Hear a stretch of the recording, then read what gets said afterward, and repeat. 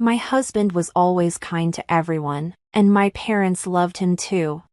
I have a sister who is very focused on her career. My husband got along well with her, even though she was always busy with work. But recently, his job got much busier. He started coming home late and working on his days off. It seemed like he was in charge of a team and couldn't stop checking his phone because he needed to stay in touch with them. Looking back, people might have thought something was off, but I didn't suspect anything. I was just worried about my husband's health. My sister, who lived alone, needed to move because of her new job and wanted to buy furniture for her new place. I planned to take her shopping in my car, but on that Saturday, my boss called me in for work. It was the only day off my sister had. As I tried to figure out what to do, I remembered that my husband was off work that day. Even though he had been very busy, I decided to ask him if he could help. He agreed to help out and said, "It might be a bit awkward with your sister, but it's fine. My car is in the shop, so can I use yours?" I was thankful for his help and went to my office to handle the issue. It was the first time my husband and sister were out alone together, so I wondered how they were doing and if they had found the right furniture. After finishing up at work, it was dark, and I pulled out my phone to arrange a dinner with my husband and sister. That's when I got a call from an unknown number.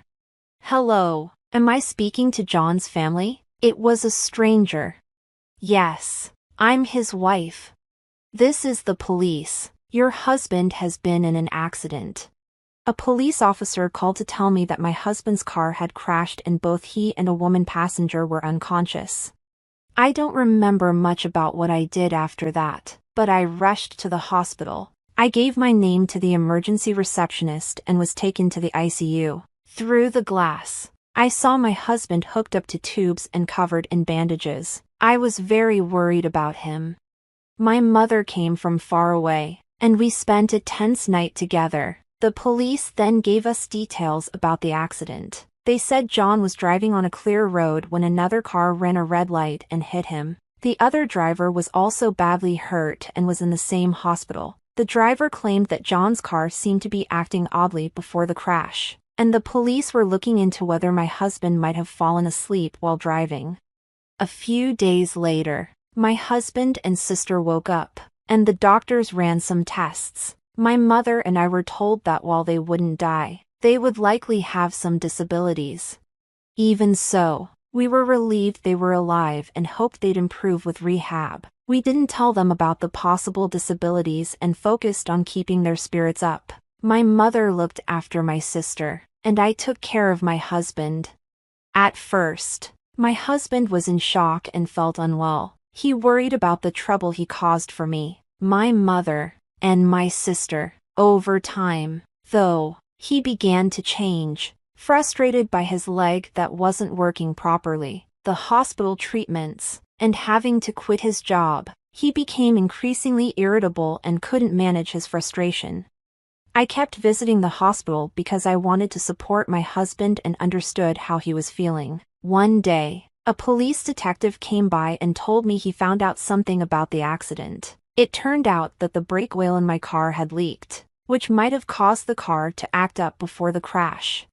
The woman who hit my car was also in bad shape, and her mother came to apologize. It was the first time I met her. After that, my husband's anger towards me increased. He was upset that I could move around while he couldn't and was annoyed that I wasn't at the hospital all the time due to my work. He started bossing me around, getting angry if I didn't meet his demands, throwing things, and complaining about his hospital room. He even complained when I went out to buy lunch for myself. His demands kept getting worse. I felt sorry for my husband, but I had to work to support us, and I was busy with tasks like dealing with the police and the hospital. I barely had time to rest. My husband's behavior was becoming too much to handle, and I felt trapped. My sister seemed just as stressed, and my mother was getting more exhausted. I heard that my sister was making even more demands on my mother, who wasn't working. When I couldn't be at the hospital, both my husband and sister heard that they might remain paralyzed even with rehab. My sister then said, I heard your car was leaking brake oil. You were supposed to maintain your car. Because of this, I can't work or recover, and Mom is upset. Your husband is in a bad state too. You're responsible for taking care of us for the rest of your life. My sister blamed me so harshly that I was shocked. I called my mother, who told me that my sister had been struggling mentally for a long time and that she was too tired to visit the hospital. Still worried about my husband, I went to the hospital and found him with my sister in the common room, which was nearly empty because visiting hours were almost over. My husband glared at me and said, if you had taken the car for inspection, none of this would have happened. I've been married to my kind husband for 3 years, and we live together happily. We were very close and hoped to have children someday, but then something unexpected happened. My sister added, you're the reason we're in this situation. The insurance will cover it, but you'll have to take care of us for the rest of your life. Don't forget that. Hearing this, I felt something snap inside me.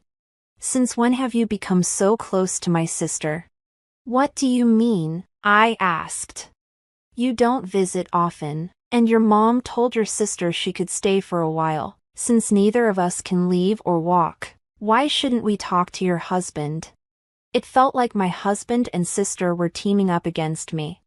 I know, right? I said, trying to be sarcastic. You guys hadn't seen each other for a long time before the accident, right? What are you talking about? I'm talking about you taking care of us. My husband ignored my question, and my sister didn't even look at me but nodded in agreement when my husband said she would be taken care of for the rest of their lives. I didn't really expect an answer, but I kept asking, hoping they might understand how I felt. I wonder if the person whose car hit you is getting better now, I said. How would I know? She snapped. She ran a red light. It's unbelievable.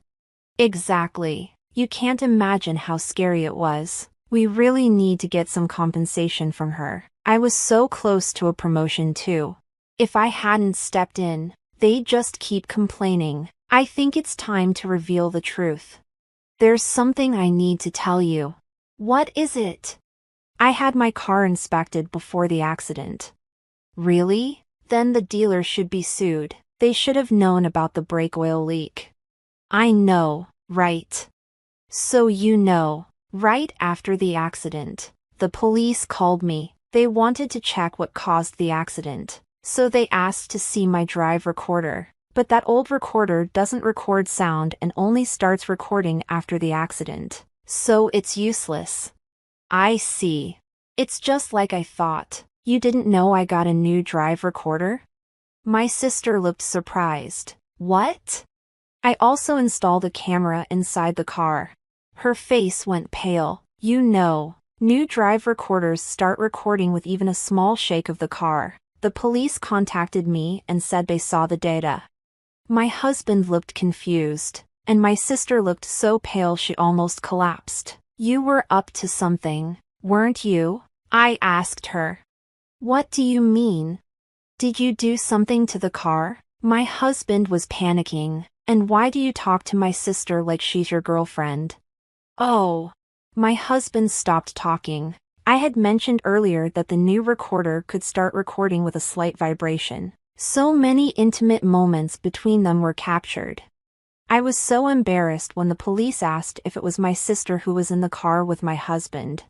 My husband's face went white. You two have been having an affair all this time? I was completely fooled.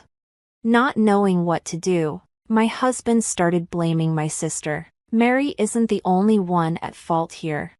Just then, the mother of the woman who crashed into my car arrived at the hospital room. I had invited her to come. Don't you have anything to say to her? My sister was shocked by the woman's sudden appearance. Who's this? She's the mother of the woman who crashed into you. She should be the one paying for all this. Seeing the woman in tears, my husband stopped talking. She's the mother of the woman who hit you. She's also the mother of the woman who was your victim. Her name is Alice. I'm sure you know who she is." When my husband heard the woman's name, he went completely pale, and my sister started to panic. "What? What's happening? Do you know the woman who was driving the car?" "So they knew it was your car and still crashed into it." "Who is she?" My husband looked lost for words. I decided to explain to my sister. "She was having an affair with John. He promised to divorce me, but he never did. When Alice claimed she was pregnant with his child, John told her to get an abortion. After that, she couldn't reach him and wanted to get revenge on me." "Wait, so that means..." "Right. You were in the wrong place at the wrong time." "I can't believe I let this ruin my life," my sister said, groaning. "The truth is, no matter how much you cry or scream, there's nothing you can do about it," I said firmly. "Oh, so this didn't happen to an innocent person," I continued, pouring out all my feelings. "You were having an affair with Mary, who was trying to hurt or even kill me by messing with my car's brake oil, but she ended up getting into an accident herself. I'm the real victim here. I would have tried to work things out if you had apologized and told me the truth while you were in the hospital, but you never showed any remorse. Instead, you treated me badly. Remember how we signed divorce papers right after we got married? I never thought I'd use them, but I've filed them today. We're officially divorced. Goodbye." After saying everything I needed to, I left the quiet, dark hospital feeling relieved to have finally expressed my anger. My mother, however, was deeply shocked by the truth. She was upset not only by my sister's betrayal but also by the burden of having to care for her disabled daughter alone. Even though I had cut ties with John and Mary, I couldn't leave my mother to handle everything by herself. So, I spoke with the person responsible for the accident, apologized, and asked her to provide compensation to my sister to help ease my mother's burden. 2 years have passed since then. My husband and I are divorced, and I'm living alone. Our divorce surprised my coworkers since John and I were seen as a close couple. Afterward, many men started approaching me for advice. I thought it was just a phase where divorced women seem more appealing to men, but I still had my ex-husband in my mind and couldn't bring myself to date anyone. Instead, I focused on my career. I studied hard for a certification exam and joined an online business school that I could attend after work. I never thought I'd be interested in something like this when I was married, and I never envied my sister's career. But here I am, aiming for a career myself. Life is strange, I thought.